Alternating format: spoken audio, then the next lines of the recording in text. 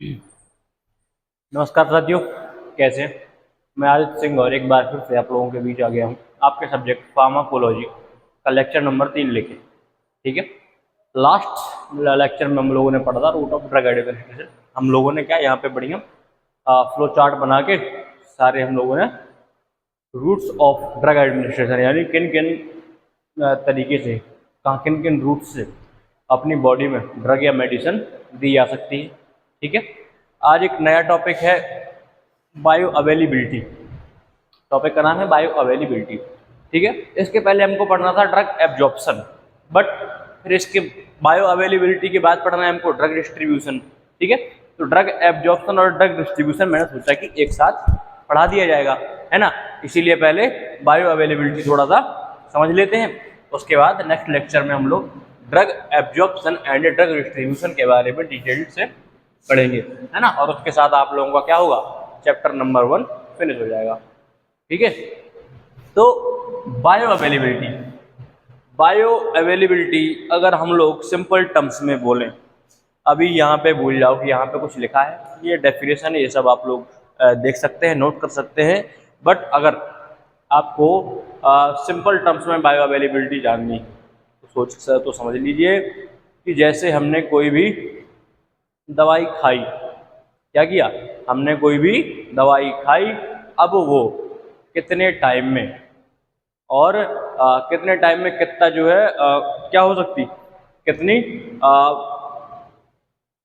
कह सकते हैं कितनी ज़्यादा अवेलेबल हो रही है, कितना ज़्यादा जो है डिजॉल्व हो रही है, कितनी ज़्यादा कितना थेराप्यूटिक इफेक्ट दे रही है। ठीक है, कितने टाइम में और कितना जो है मतलब कितने परसेंट उसका ड्रग कंटेंट, कितना ड्रग कंटेंट जो है वो इफेक्टिव हो रहा है ना।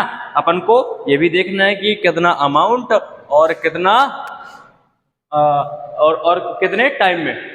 ठीक है, तो अब अगर डेफिनेटली समझेंगे इस तरीके से आएगा, ये थोड़ा सा ध्यान देंगे। Bio availability is the sub category of absorption. Bio availability क्या है, सब कैटेगरी ऑफ एब्जॉर्प्शन है।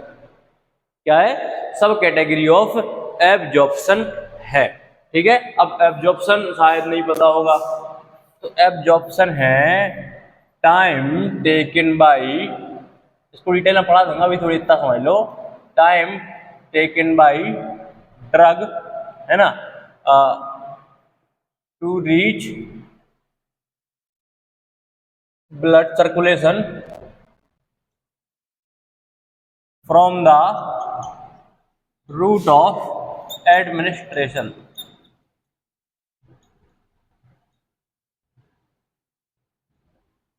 ठीक है, तो एब्जॉर्प्शन होता है कि हम लोगों ने, जैसे आप अभी कोई दवाई यहाँ पे मान लो मैंने क्या किया, मैंने एक यहाँ से टैबलेट खा ली ओरल रूट से। ठीक है, अब वो जितने टाइम में डिजॉल्व हो गए, डिसइंटीग्रेट हो गए एकदम फाइन पार्टिकल के रूप में, जैसे ही मेरे ब्लड में पहुंचेगी, ठीक है, अब वो जितना टाइम लगेगा वही अपना क्या है, वो रेट ऑफ एब्जॉर्प्शन बोलते हैं, है ना, और उस प्रोसेस को बोलते हैं एब्जॉर्प्शन। ठीक है, and the fraction of an administered drug that reaches in the systemic circulation. अच्छा, तो कह सकते हैं कि बायो अवेलेबिलिटी जो है वो एब्जॉर्प्शन का ही एक क्या है, सब कैटेगरी है, मतलब उसी का ही एक छोटा भाई मान लो। ठीक है, and is the fraction, fraction मतलब percentage of an administered drug. एक एडमिनिस्टर्ड ड्रग का मतलब जो दवाई हमें दी गई है उसका क्या, उसका एक छोटा सा प्रतिशत, है ना, जो कहाँ पे पहुंचता है, सिस्टेमिक सर्कुलेशन। अच्छा, सिस्टेमिक सर्कुलेशन क्या होता है, सिस्टेमिक सर्कुलेशन है अगर आप समझें कि हमारा जो सर्कुलेटरी सिस्टम है उसी में होता है क्या, सिस्टेमिक सर्कुलेशन। इसका मेनली काम क्या है, जो भी न्यूट्रिएंट्स हैं, ऑक्सीजन है, ये बॉडी के डिफरेंट पार्ट्स में पहुंचाए और उनका जो वेस्टेज है वो कहाँ करे, कहीं ना कहीं से एक्सक्रीट करवा दे in the form of sweat यानी पसीना, और या फिर any kind of excretory material.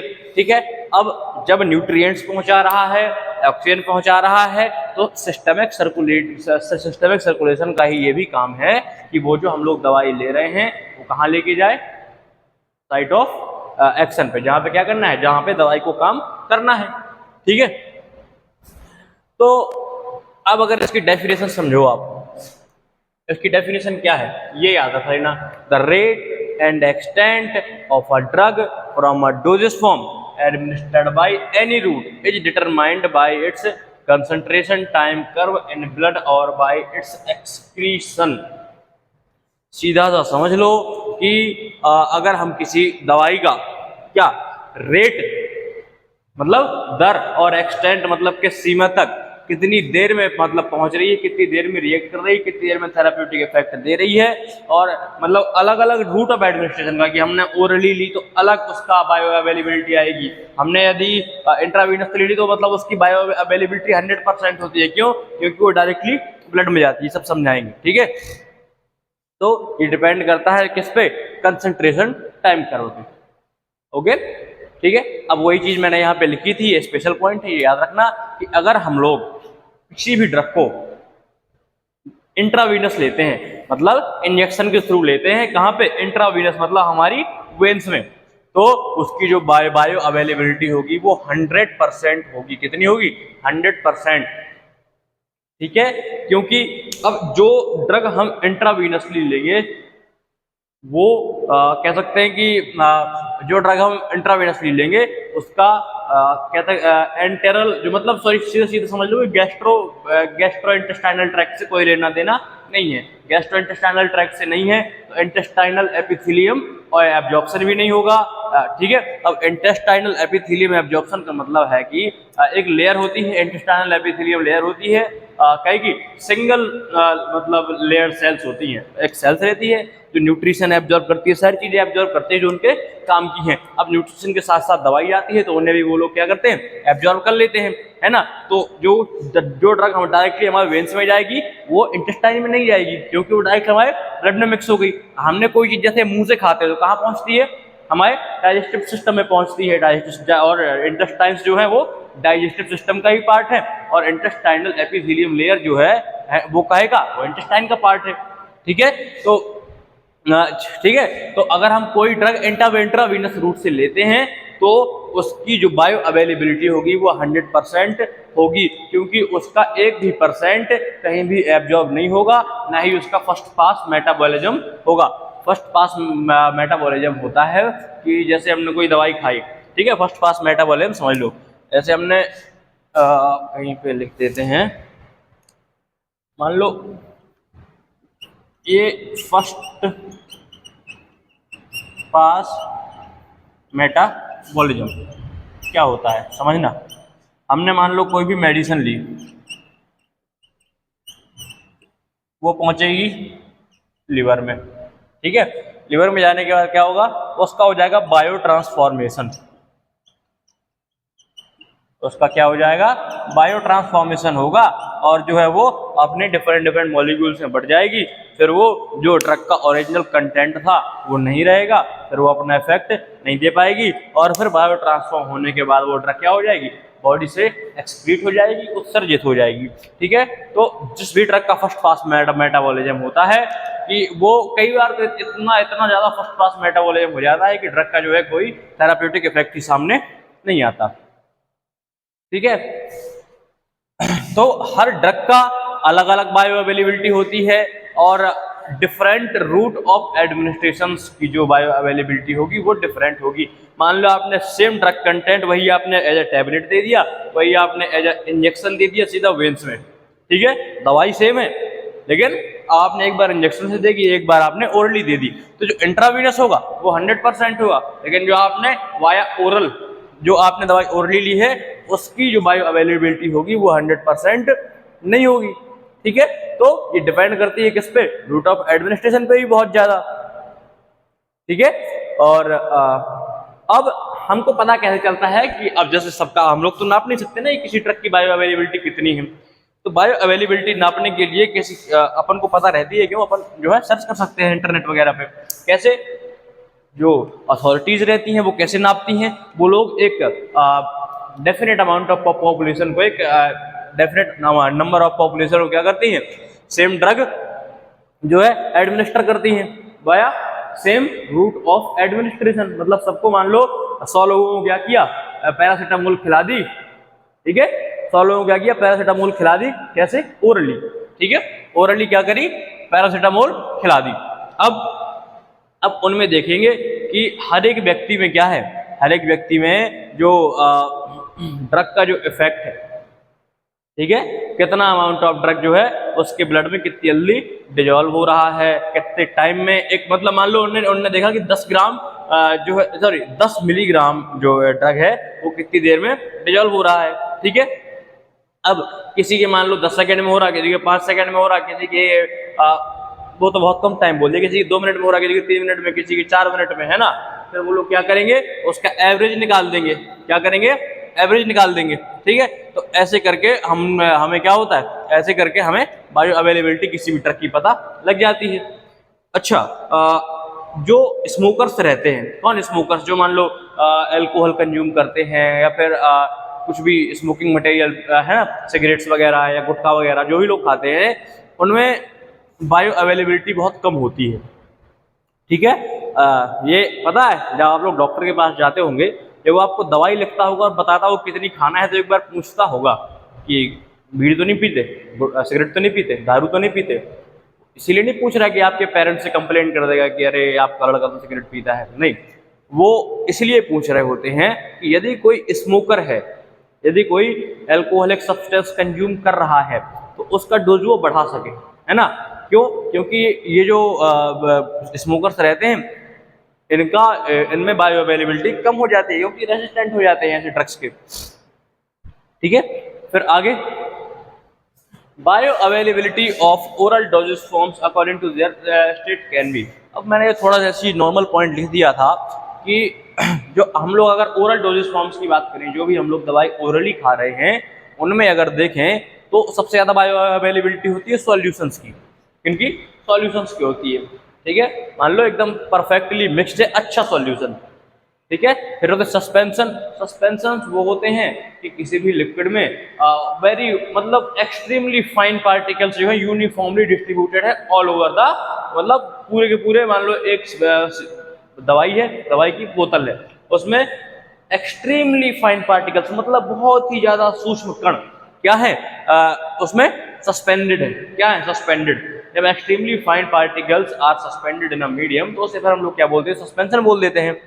उसके बाद है कैप्सूल, कैप्सूल की ज्यादा होती है टैबलेट और कोटेड टैबलेट से। अच्छा, आप लोग बोलो कैप्सूल के ऊपर तो लेयर होती है, वो जल्दी कैसे मिक्स हो जाता है, उसके अंदर लेयर तो, वो लेयर तो होती है, लेकिन उसके अंदर जो कंटेंट होता है, जो ड्रग कंटेंट होता है, वो पूरा कैसा होता है, पूरा पाउडर्ड होता है, वो सॉलिड नहीं होता। तो जैसे ही वो ड्रग का ऊपर का जो जेलेटिन की लेयर रहती है, जैसे ही वो जैसे खत्म होगी, अंदर का जो पाउडर है वो तुरंत ही ब्लड में मिक्स होगा। फिर टैबलेट, टैबलेट आपको पता है सॉलिड रहती है, बहुत ज़्यादा स्ट्रांगली बाइंडेड पार्टिकल्स रहते हैं उसके, तभी तो इतनी ज़्यादा वो मजबूत रहती है। कहने का मतलब कैसे ट्रांसपोर्ट हो रही है, यहाँ से वहाँ कहीं आ रही है, तो वो तुरंत उसका वो नहीं होता कि टूट जाए या क्रैक हो जाए, ऐसा नहीं होता। क्यों, क्योंकि उसके जो पार्टिकल्स रहते हैं, उसका जो सॉल्ट रहते हैं, वो इतने स्ट्रांगली बाइंडेड रहते हैं एक दूसरे से कि वो इतने आसानी से नहीं टूटती। तो इसीलिए जब हम लोग टैबलेट खाते भी हैं तो इतनी जल्दी नहीं घुलेगी। जैसे शक्कर, जैसे हम लोग इतनी शक्कर ले लें और उतना ही शक्कर का क्या क्या पाउडर ले लें, जैसे बूरा बोलते हैं अपने लोग अपने यहाँ पे, है ना, शक्कर का जो बुरादा आता है ना। तो अगर पानी में हम लोग घोलेंगे तो वो जो उसका शक्कर का पाउडर है वो पहले घुल जाएगा, और जो शुगर क्यूब रहेगा वो लेट घुलेगा, है ना। क्यों, क्योंकि वो एक दूसरे से स्ट्रांगली बाइंडेड है।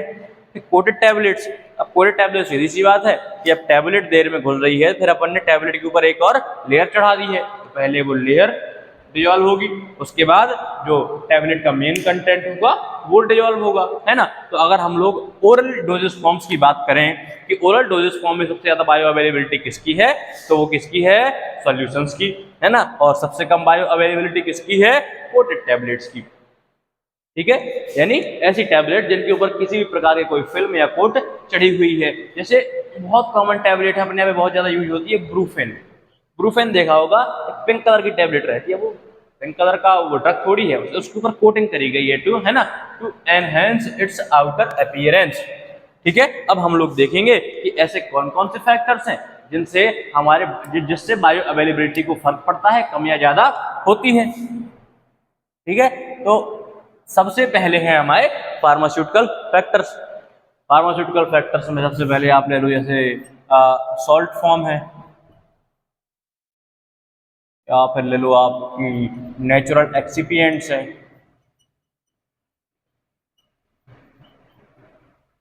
ठीक है। उसके बाद हम लोग क्या ले सकते हैं, अब पार्टीशन कोफिशिएंट वगैरह जैसे होते हैं, ये बहुत ज़्यादा डिपेंड करता है।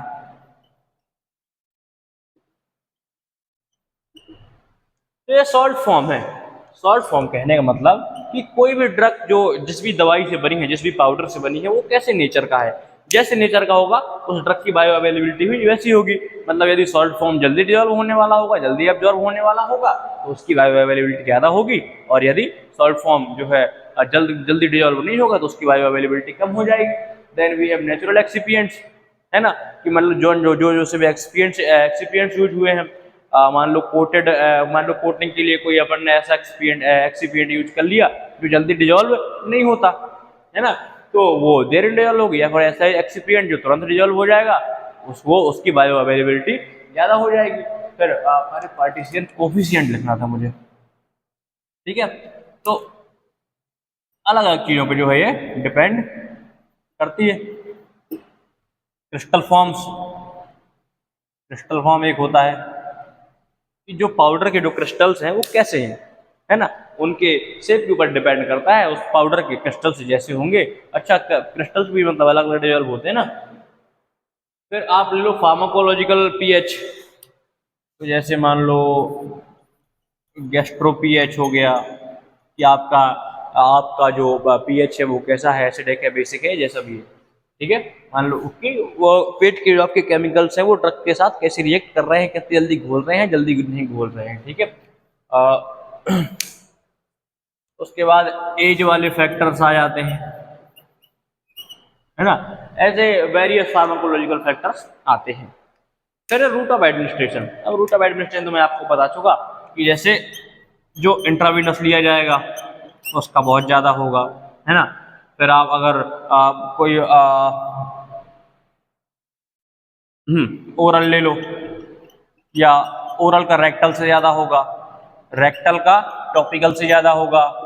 ये तो मैं कल पढ़ा चुका हूँ ना, आईवी, ओरल, रेक्टल, टॉपिकल। तो एक फॉर एग्जाम्पल लिख दिया, एग्जैक्ट ऑर्डर ऐसा नहीं है, लेकिन ये जो लिखा हुआ है ये सही है। मतलब कि आईवी जो आप इंट्रावीनसली लेंगे उसका बायोअवेलेबिलिटी सबसे ज़्यादा होगी, ओरल की रेक्टल और टॉपिकल से ज़्यादा होगी, रेक्टल की टॉपिकल से ज़्यादा होगी, और टॉपिकल की कम है, ठीक है। So that's it for the today's class, ठीक है। अगली क्लास में हम लोग पढ़ेंगे drug absorption and drug distribution. Thank you.